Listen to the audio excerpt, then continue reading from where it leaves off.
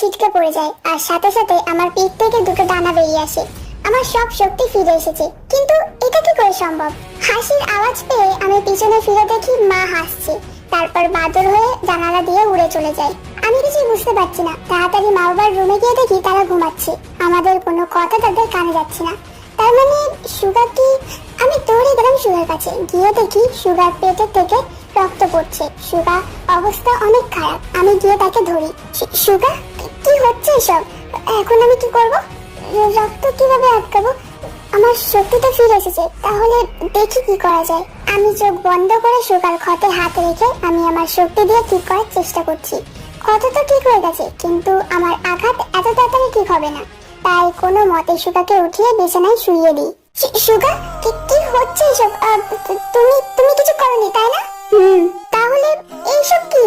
আসলে কালজিন আমাদের রাজ্যের অনেক জিন আর তোমার দাদা দাদি, আমার বোন, এদের আটকে রেখেছিল। আর তাদের কোথায় রেখেছে আমি কিছু জানতাম না। ও বলেছিল তোমাকে মেরে ফেলতে। তোমার রানী হওয়ার আগে তোমার ডানা না কাটলে ওদের সবাইকে মেরে ফেলবে। আর আমার কাছে আর কোনো উপায় ছিল না, তাই এসব করতে হয়েছে। কিন্তু এই নতুন ডানা? এটা কোনো নতুন ডানা নয়, এটাই তোমার সেই আগের ডানা। কি বলছো কি তুমি? তুমি তাহলে আমার ডানা কাটোনি? যাকে এত ভালোবাসি তাকে মরতে কিভাবে দিই আমি? তাহলে ওই কাটা ডানা আর এই ব্যথা, মানে আমার শরীরে, সারা শরীরে ব্যথা কিভাবে হচ্ছিল? আর এই কাটা ডানাটা কার? মানে কিভাবে?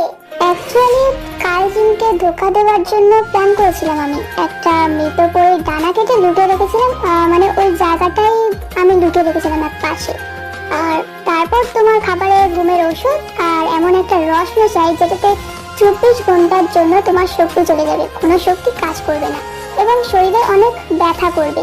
ওটা খাইয়ে তোমার পাশে দুটো ডানা আর রক্ত মাখিয়ে দিই। কালজিনের নজর ছিল আমার উপর। আমার সাজানো নাটক কালজিন বিশ্বাস করে আর সবাইকে ছেড়ে দেয়। এখন আমি সবাইকে মহলে রেখে চারিদিকে কবচ করে দিয়ে এসেছি, তো কালজিন এখন এদের কিছু করতে পারবে না। তাহলে এগুলো আমাকে আগে বলনি কেন? হ্যাঁ, জানো আমার ডানা কাটা গেছে, এটার জন্য যতটা কষ্ট না পেয়েছি তার থেকে কষ্ট পেয়েছি, মানে বেশি কষ্ট হচ্ছিল তুমি এটা করেছো এটা বিশ্বাস করার পর। জানো তুমি, আমি এটা বলতে চাইলেও তোমাকে বলতে পারতাম না, কারণ তোমার শক্তি ফিরে না আসা পর্যন্ত বলাটা নিয়মে নেই।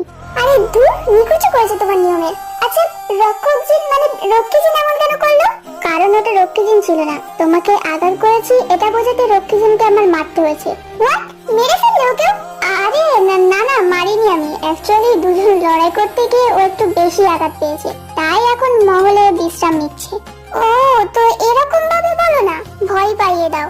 আমার মনে হয় কালজিনের সন্দেহ হয়ে গেছে আমাদের উপর, তাই জিন পাঠিয়েছিল ছদ্মবেশে। তো এখন কি করা যায়?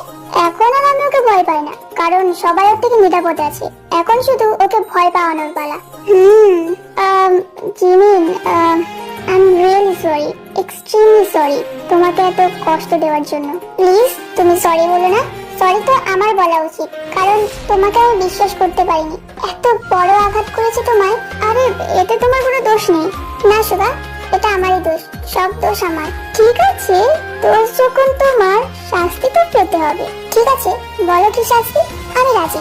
আমাকে জড়িয়ে ধরে শুয়ে থাকবে সারা রাত, কোনো নড়াচড়া নেই। এটা আবার কেমন শাস্তি? তুমি কি ভেবেছিলে? হ্যাঁ, না কিছু না কিছু না, আমি তো এমনি বলেছিলাম। ঠিক আছে, তুমি সরো, আমি শুচ্ছি তোমার পাশে। তারপর সুগা একটু সরে যায় আর আমি তার পাশে শুয়ে পড়লাম। আমার কেন জানি মনে হচ্ছে আমি তোমাকে জড়িয়ে ধরে শোয়ার কথা বলেছিলাম, কিন্তু আমাদের মাঝখানে দেখছি একটা ট্রাকও চলে যেতে পারবে। আচ্ছা, ট্রাক? ঠিক আছে, একটা ট্রাক নিয়ে দেখাও দেখি। তারপর সুগা একটা ছোট খেলনার ট্রাক আমাদের মাঝখান দিয়ে পার করায়। আমি হেসে দিই। তারপর সুগা আমাকে তার সাথে মিশিয়ে নেয় আর সুগার বুকে চোখ বন্ধ করে জড়িয়ে ধরে। মনে হচ্ছে আর কোনো বিপদে স্পর্শ করতে পারবে না আমাকে। সকালে ঘুম থেকে উঠি, দেখি সুগা এখনো আমাকে জড়িয়ে ধরে শুয়ে আছে। আমি একটু নড়তেই, প্লিজ একটু শুয়ে থাকো না, আমাকে একটু ঘুমোতে দাও, এখানে এসো। সকাল 9টা বেজে গেছে মিস্টার মাইন, তো আরেকটু পর যখন মা চলে আসবে তখন বুঝতে পারবে। কোনো খেয়াল আছে তোমার? সুগা জিমিনের কথা শুনে লাফ দিয়ে ওঠে বেড থেকে। কি, এত তাড়াতাড়ি সকাল হয়ে গেছে? জি মিস্টার মিনিয়ঙ্গি। আচ্ছা এসব ছাড়ো, এখন বলো যে তোমার এখন কেমন লাগছে।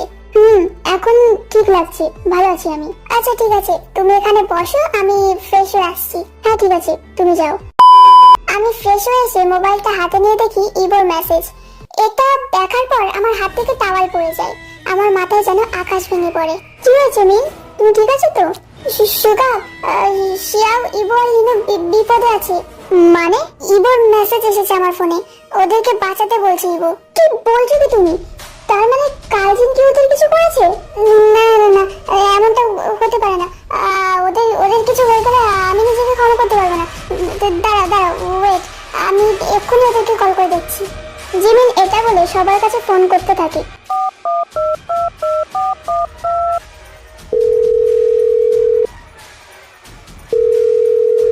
কিন্তু কেউ ফোন ধরছে না। কি হলো সুগা, কেউ ফোন তুলছে না তো? এখন আমি কি করব? আরে mean, calm down calm down, wait, let me think. আচ্ছা চলো ওদের মা বাবাকে ফোন করে দেখা যাক। হ্যাঁ, তুমি ঠিক বলেছো, ওয়েট। তারপর জিমিন শিয়াওয়ের মা ফিলিক্সকে ফোন করে।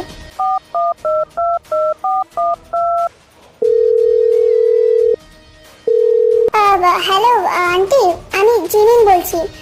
অ্যাকচুয়ালি আমি এটা জিজ্ঞাসা করছিলাম যে শিয়াও আছে ওখানে? কেন? তুমি তো সকালে যে শিয়াওকে নিয়ে গেলে। কে, আমি?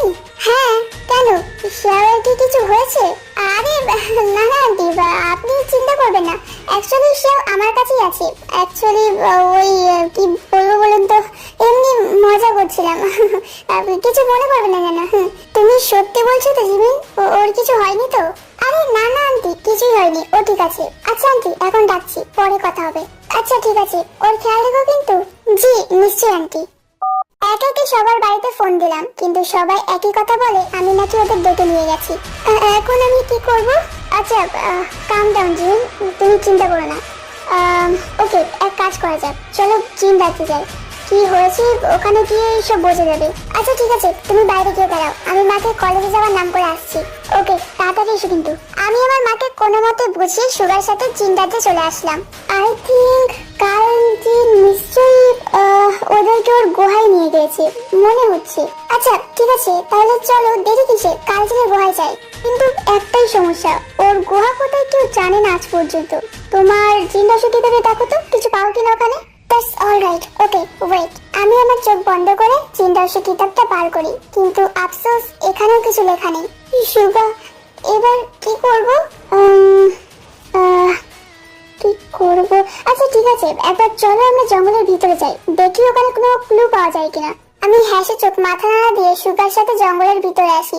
আমরা প্রায় অর্ধেক জঙ্গল খুঁজে ফেলি, কিন্তু কিছুই পাইনি। শালা কালদিনের বাচ্চা কই থাকে কে জানে, রাগে তো আমার নিজের মতো গালি দিতে ইচ্ছা করছে। ধুর, রাজকুমারী জিমিন। আরে তুমি মিন, তুমি কি একে চেনো? জিমিন কিছু বলতে যাবে, ঠিক তখনই সুগার কথায় গুরুত্ব না দিয়ে পাখিটা আবার বলে ওঠে, তা রাজকুমারী জিমিন, আমার এলাকায় আপনি কি করছেন? আসলে কালদিন আমার বন্ধুদের আটকে রেখেছে, তাই ওর গুহা খুঁজছি আমরা। হ্যাঁ জিমিন ঠিক বলছে, আর কালদিনের গুহা কোথায় আছে আমরা কেউ জানি না। এতক্ষণ ধরে খুঁজছি, কিন্তু কোনো প্রমাণও পেলাম না আমরা। আমি তোমাদের সাহায্য করতে পারি। সত্যি? কিন্তু কিভাবে? রাজকুমারী, আপনি তো জানেন আমি সারা দুনিয়া ঘুরে বেড়াই, সবকিছুর খবর রাখি আমি। তাহলে এক্ষুনি আমাদের সেখানে নিয়ে চলো। নিয়ে তো যাবো, কিন্তু আমি তার পরিবর্তে কি পাবো? ঠিক আছে, বলো তুমি কি চাও? আপনার টানার একটা পাখনা চাই আমার। আজব তো, সেটা দিয়ে আবার তুমি কি করবে? আসলে রানী টানার পাখনা সহজে পাওয়া যায় না, আর সেই পাখনা যদি কোনো ছায়াজিনের কাছে থাকে, তাহলে সে হয় তাদের মধ্যে সবচেয়ে শক্তিশালী। আমি হচ্ছে ছায়াজিন, যার ছায়া আছে তার রূপ ধরতে পারি আমি। সহজে নিজের আসল রূপে আসিনি আমি এখনো। আপনার পাখনা যদি আমার কাছে থাকে, তাহলে আমি আমার দলের সবচেয়ে শক্তিশালী হব। বলেন রাজি তো? ঠিক আছে, আমি রাজি। তুমি শুধু আমাকে একবার কালজিনের কাছে নিয়ে চলো।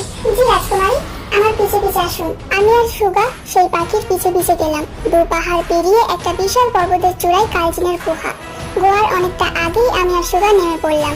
রাজকুমারী, রাজকুমার সুগা, আমাদের সফর এই পর্যন্তই ছিল।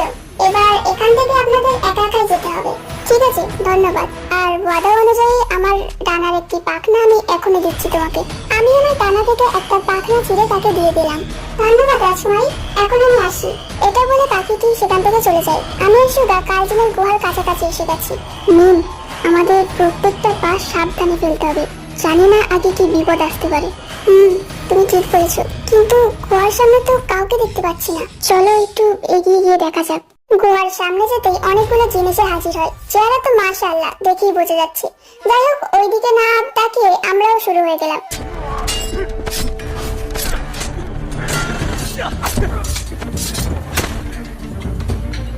একে একে সবাইকে শেষ করলাম, দুজনে ভিতরে গেলাম। সেই একটা ভাব দেখে দুজনে গুহার ভেতরে ঢুকলাম।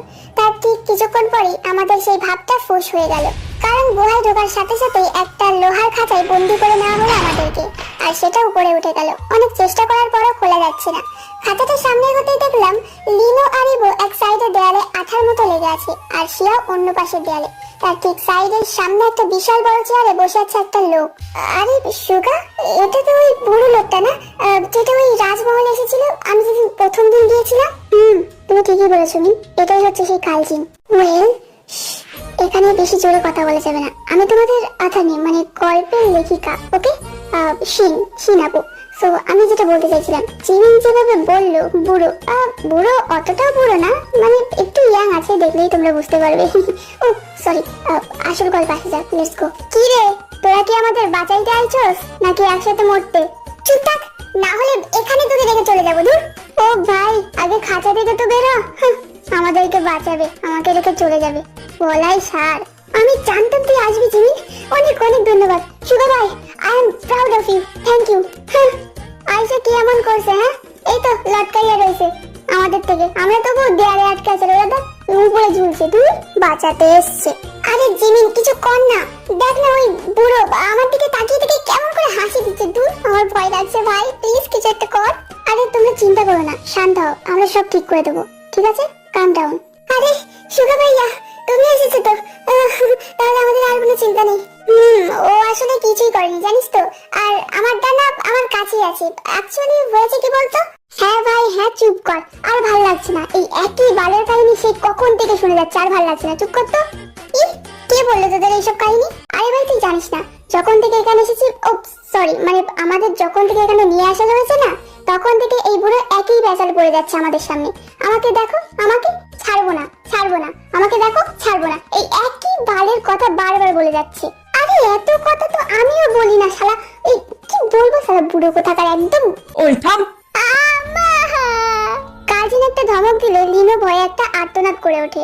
এতক্ষণ ধরে কিছু বলছি না তাই? হ্যাঁ, এতক্ষণ ধরে শুধু তোদের এই বক বক শুনে যাচ্ছি, বেকার বক বক। কি পেয়েছিস কি? হ্যাঁ, কি কিছু বুঝতে পারছিস না? জানিস আমি কে? বলছি কাকু, আমার মাথায় এই হেয়ার ব্যান্ড একটু উঠিয়ে দেবেন প্লিজ। কি বলেন তো, অ্যাকচুয়ালি আমার চুলগুলো না সামনে এসে বারবার ডিস্টার্ব করছিল, তাই আর কি বলছিলাম।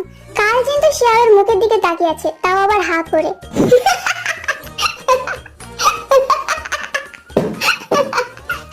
এই বেটা চুপ করবি তুই? কি পাইছিস কি? হ্যাঁ, এক সেকেন্ডে না তোদের এই দুনিয়া থেকে উঠিয়ে দিতে পারি, জানিস তুই?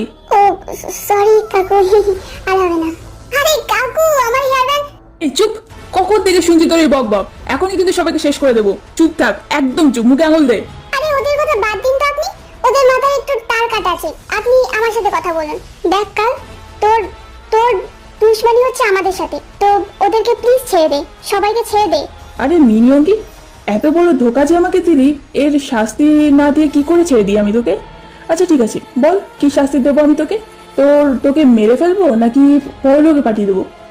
বল। আরে ও চাচা, দুইটা একই কথা। ও, তোরা একটু চুপ করবি? হ্যাঁ, তুই একটু চুপ করবি? একটা কথা তোর মুখ থেকে বের হবে না, সোজা নরকে পাঠিয়ে দেবো তোকে। আচ্ছা কাকু, ও তো জান্নাতেও যেতে পারে তাই না? মানে আপনি তো জানেন নরকে তো সবাই আর যেতে পারে না, জান্নাতে তো যেতে পারে। এই চুপ। দেখ, তোর লড়াই আমার সাথে, তো ওদের ভালো ভালো যেতে দে বলছি।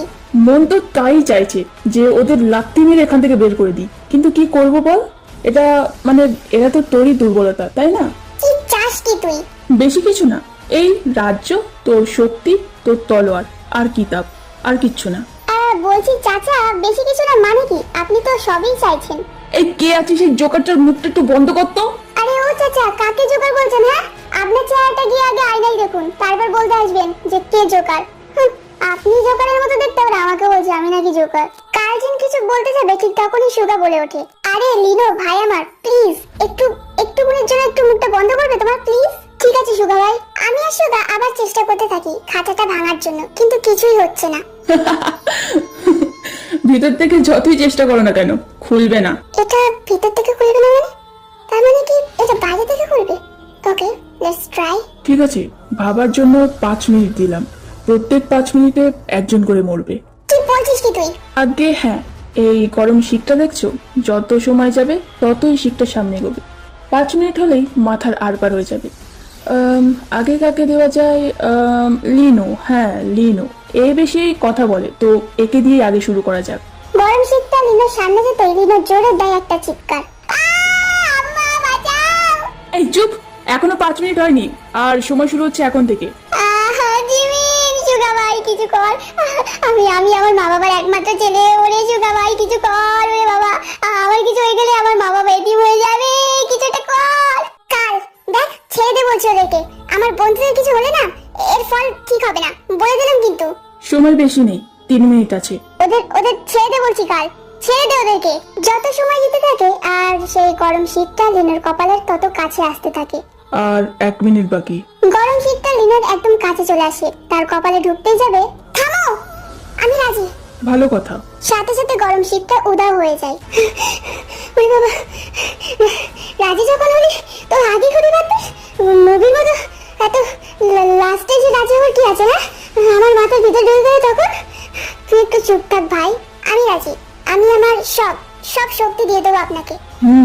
যেমন সুন্দর তেমন বুদ্ধিমানও। কিন্তু মিন, কোনো কিন্তু না সুগা। আমার বন্ধুদের থেকে আমার শক্তি আমার কাছে কিচ্ছু না, আমার বন্ধু আগে। কিন্তু জিমিন, তুই যদি শক্তি দিয়ে দিস তাহলে তো ডোন্ট ওয়ারি ইভো, আমি তোদের কিচ্ছু হতে দেবো না। ঠিক আছে, তুমি যেটা ভালো বুঝবে সেটা করো, আমি আটকাবো না। কিন্তু একটা কথা মাথায় রেখো, তোমার একটা প্রক্ষেপে নির্ভর করে জিন রাজ্যের ভবিষ্যৎ। এই চুপ, ও রাজি তো তোর এত সমস্যা কিসের? হ্যাঁ জিমিন, রাজকুমারী, আপনি যেমনই সুন্দর তেমনই বুদ্ধিমান।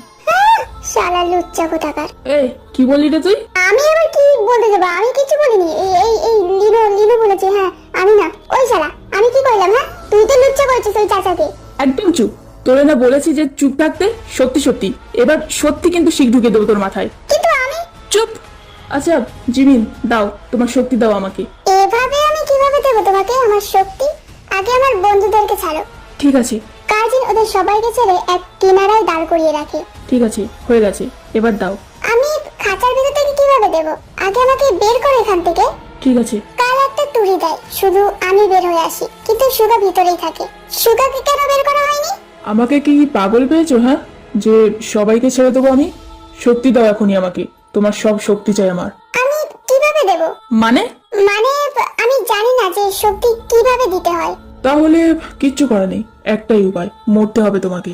লিনো তার পাশে একটা খাঁচায় পাখি দেখে। সে আস্তে আস্তে লুকিয়ে গিয়ে পাখিটাকে ধরে জোরে চিৎকার করে ওঠে, পেয়েছি! কালের বাচ্চা, এবার কি করবি? হ্যাঁ, তোর জান এই পাখির মধ্যে, তাই না? এবার এটাকে আমি মেরে ফেলবো। শালা কুত্তা বুড়ো, আমি এক্ষুনি মেরে ফেলবো। তোর জান এক্ষুনি চলে যাবে, দেখ আমি কি করি। এই তুই পাগল না কি রে? হ্যাঁ, আমার জান যদি পাখির কাছে থাকে তাহলে পাখির জান কোথায় থাকবে? হ্যাঁ আরে লিনো, কি করছো কি তুমি? হ্যাঁ কেন? টিভিতে মানে মুভিতে তো এমনই দেখেছি, শয়তানের জান সবসময় পাখির মধ্যে থাকে, আর পাখিটাকে মেরে ফেললে শয়তানও মরে যায়। আরে ইয়ার, আমার বন্ধু, পাগল বন্ধু, তরকাটা বন্ধু, এটা কোনো মুভি না। প্লিজ তুই একটু চুপ থাকবি? হ্যাঁ, তো কি যেন বলছিলি তুই? কই কিছু না তো চাচু, আপনি যা করছিলেন করুন। আমি তো এমনি মজা করছিলাম। চুপচাপ পাখিটাকে ছেড়ে নিজের জায়গায় দাঁড়িয়ে যায় লিনো। হ্যাঁ, তো এবার শুরু করা যাক। কি শুরু করবো? মরতে হবে যে তোমাকে এখনই। তাহলেও ঠিক আছে, একবার ভেবে নাও। আমার মতো কিন্তু আর পাবে না। আমাকে মারতে পারবে তো? জিমিন কথাটা একটু ঢং করে বলে। মানে ইস, নিজের মুখে যে কিভাবে বলি, কেন তুমি বোঝো না? দুষ্ট না মানে মিন, আমিও বুঝতে পারছি না। একটু সবকিছু খুলে বলবে, কি বোঝাতে চাইছো তুমি? সুগা, তুমি চুপ করবে একটু, তোমার বোঝা লাগবে না। কাল বলো না, আমাকে মারবে তুমি? আমাকে দেখে কি তোমার মারতে ইচ্ছা করবে? বলো। না না, তুমি বললে আমি অন্য কোনো রাস্তা বের করে নেব শক্তি পাওয়ার জন্য, আর এদেরকে ছেড়ে দেব। শুধু শুধু কি? কিছু না, শুধু আমাকে বিয়ে করতে হবে। আচ্ছা চাচা, তুমি বিয়ে করে কি করবে? কিছুই তো করতে পারবে না। কি বললি তুই? আহ, না মানে অনেক কিছু করতে পারবেন বিয়ে করে। আমি এটাই বললাম আর কি। তোমাকে তো বিয়ে করার জন্য এসেছি আমি। আমাকে বিয়ে করবে কাল? আরে ইয়ার, সবাই কি এখানে যে পাগল হয়ে গেছে? আরে মাথা ঠিক আছে তো তোমার? প্লিজ। কেন, কাল কি কোনো রাজকুমার থেকে কম লাগে নাকি? দেখো তো কত হ্যান্ডসাম। দেখ ভাই, তুই বিয়ে করবি কর, কিন্তু এইভাবে রাজকুমারদেরকে অপমান করিস না please. I just can't bear it, okay? তা এতে তোর সমস্যা কিসে? হ্যাঁ, কারণ আমার আম্মু আমাকে রাজকুমার বলে। তাহলে তো ভাই তোর মা অনেক আগেই রাজকুমারদেরকে অনেকটা অপমান করে ফেলেছে। ইবোর বাচ্চা, কি বলি তুই? এখন যদি কারো মুখ থেকে আর একটা টু শব্দ পায় না, তাহলে সাথে সাথে ছাই বানিয়ে দেবো সবাইকে। ইবো, লিনো আর শিয়াও তাড়াতাড়ি তাদের মুখে আঙুল দিয়ে চুপ হয়ে যায়। আরে কাল, ওদের ছাড়ো না, আমাকে দেখো। এবার আমার মাথা গরম হয়ে গেছে। আগে তুমি আমাকে দেখো। আরে তুমি চুপ থাকো তো শোনা, ভালো লাগে না। আচ্ছা কাল, চলো না আমরা অন্য কোথাও যাই। এখানে কত মানুষের জিন আছে, দূর, ভালো লাগবে না এখানে। ঠিক আছে, তুমি যেটা বলবে। চলো তাহলে আমরা গুহার বাইরে যাই, গুহার বাইরেটা অনেক সুন্দর দেখতে আছে। ঠিক আছে চলো। এবার শোন, এই জিমিনকে কি জিনে ভর করেছে নাকি? আরে ও নিজেই তো একটা জিন। আরে না, তোরা ভুল বলছিস, ও কোনো জিন নয়, জিমিন তো একজন পরী। ভাই ভাই, আমি বলছিলাম কি, সুগা মনে মনে কি ভাবছে এটা কেউ বলতে পারবি? হ্যাঁ আমি জানি কি ভাবছি ও। আমি মরে যাব, জ্ঞান হারাবো, বাঁচাতে পারবে না কেউ, এটাই ভাবছি হয়তো। দেখ ওর মুখের দিকে তাকিয়ে দেখ, এই ভাবটা দেখেই তো মনে হচ্ছে এইসবই ভাবছি। ইবো, শিয়া আর লিনো যখন ফিসফিস করে একে অপরের সাথে কথা বলছে, তখন জিমিন আর কাল বাইরে যায়। গোয়া থেকে বের হওয়ার আগে জিমিন লুকিয়ে তার জাদু দিয়ে খাঁচার দরজা খুলে দেয়। কাল, জিন আর জিমিন বাইরে আসে, সাথে সাথে সব জিন সৈন্য হাজির হয় তাদের সামনে। কাল, ওদের ভিতরে পাঠিয়ে দাও না, আমরা একটু একা কথা বলি। সবাইকে পাঠিয়ে দেবো? হ্যাঁ, কেন ভয় পাচ্ছ নাকি? তোমার তো এত শক্তি আছে, তোমার আবার কাউকে ভয় পাওয়ার দরকার আছে নাকি? তুমি বলো। ঠিক বলেছো। এই তোরা সব ভিতরে যা তো, এখানে আসবি না কেউ। সবাই ভিতরে চলে গেল। আমি কালজিনকে এ কথা ও কথা বলে ভুলিয়ে রাখছি, কারণ সত্যিটা জেনে গেলে ওর তার সব সৈন্যদেরকে আবার জীবিত করে দেবে। পরে ওদের সাথে মারামারি করে কুলানো যাবে না। আমি পিছনে ফিরতে দেখি একটি জিন দৌড়ে আসছে আমাদের দিকে। আমি সাথে সাথে আমার তলোয়ার বের করে মেরে ফেলি ওকে। জিমিন, কি করলে এটা? এ কেমন গোলাম তোমার কালজিন, যে মালিকের কথা শোনে না? আজকে তো মানা করেছিলাম, এখানে শোনেনি, তাই মেরে দিয়েছি। ও হ্যাঁ, তুমি ঠিকই করেছো। এতক্ষণে তো মনে হচ্ছে সুগা সব চীন সৈন্যকে শেষ করে দিয়েছে, তো এবার আমার পালা। যেই হবে সেই কাজ। তলোয়ার দিয়ে গলায় আঘাত করতে যাবো, ঠিক তখনই কালজিন ধরে ফেলে। এত সহজ না সৈনিক। এত কঠিন না, পিছনে দেখো। কালজিন পিছনে তাকিয়ে দেখে ইবো, লিনো আর শিয়াও দাঁড়িয়ে আছে, আর সুগা এক হাত দিয়ে তলোয়ার কাঁধে ধরে দাঁড়িয়ে আছে। তোরা আমার সৈনিক? চাচা, একটাও বেঁচে নেই। কোনো ব্যাপার না, আমি একাই যথেষ্ট। এটা বলে কালজিন বড় দুটো তলোয়ার দিয়ে হামলা করে আমাদের উপর। আমি আর সুগা লড়ছি, আমরা দুজনে তাল মিলিয়ে লড়ছি। যখন কাল আমাদের সাথে পেরে উঠছে না, তখন সে অনেক ভয়ানক জিনদের নিজের ভিতরে ডাকে এবং অনেক ভয়ানক হয়ে ওঠে। আমি আর সুগা অনেক চেষ্টা করছি, কিন্তু কিছুতেই পেরে উঠছি না তার সাথে। আমাদের দুজনকে উঠিয়ে ফেলে দেয় সে, নাক দিয়ে রক্ত পড়ছে। সুগাকে কালজিন গলা টিপে ধরেছে, কোনো উপায় কাজ করছে না। বলে না, যখন কোনো কিছু কাজে আসে না তখন আল্লাহর কালাম থাকে। আমি জিনদের ধরতে অনেক কিছু শিখেছি, তাই শুরু করলাম সূরা পড়া। আমি কালজিনের হাত শক্ত করে ধরলাম। কালজিনের হাত থেকে ধোঁয়া বেরোচ্ছে, যেন মনে হচ্ছে পুড়ে যাচ্ছে সে। ও সুরাকে ছেড়ে দেয় আর চিৎকার করতে থাকে। আমি থামি না। কালজিন আমাকে ছিটকে ফেলে দেয়, কিন্তু আবার উড়ে আসি তার কাছে। সূরা পড়ে তলোয়ার নিয়ে সোজা মাথায় আঘাত করি, মাথা আলাদা করে দিই। সাথে সাথে কালজিনের অস্তিত্ব শেষ। আমার বন্ধুরা ইয়ে করে চিৎকার করে ওঠে। অনেক বেশি চাপের কারণে আমার মাথা চক্কর দিয়ে ওঠে, আমি জ্ঞান হারাই। জিমিন জ্ঞান হারালে সুগা তাড়াতাড়ি করে এসে তাকে ধরে এবং জিমিনকে তার কোলে তুলে নেয়। আমরাও যাবো, চলো যাই। আরে জিমিন অজ্ঞান হয়ে গেছে, ও আমার কোলে আছে। এখন আমি উড়ে তো সবাইকে নিয়ে যেতে পারবো না, তাহলে আমরা যাবো কিভাবে? এক কাজ করো, তোমরা এখানেই থাকো। এখানে থাকো মানে? তুমি কি আমাদেরকে এখানে থেকে মারতে চাও? আরে আগে পুরো কথাটা তো শোনো। কয়েক মিনিট দাঁড়াও, আমি কয়েকজনকে পাঠিয়ে দিচ্ছি, তোমাদের নিয়ে যাবে, মানে এখান থেকে জিন রাজ্যে নিয়ে যাবে। ওরাও কি জিন না? মানে আমি বলতে চাইছি জিন, তাই তো? তোমার কি মনে হয় তোমাদের বাঁচাতে কি আমি মানুষ পাঠাবো? আরে সুগা ভাই, যদি ওরা কিছু আমাদের করে ফেলে তখন? আমি বলে দিচ্ছি কিন্তু, জীবন তোমাকেও ছাড়বে না আমাদের কিছু হয়ে গেলে। হ্যাঁ, আরে ডোন্ট ওয়ারি, চিন্তা করো না, ওরা কিচ্ছু করবে না। ওকে ওকে, আই ট্রাস্ট ইউ সুগা ভাই, কিন্তু একটু চেহারা ভালো দেখে পাঠিও, না হলে বুঝতেই তো পারছো। দেখা যাবে আমাদের নিয়ে যাবে ঠিকই, কিন্তু আমাদের আত্মা এখানেই থেকে যাবে। আরে আরে চিন্তা করো না, আমি ভালো চেহারা দেখেই পাঠাবো। এটা বলে শোভা জিমিনকে নিয়ে চলে যায়। তারপর কিছু জিনকে পাঠায় তাদেরকে আনতে।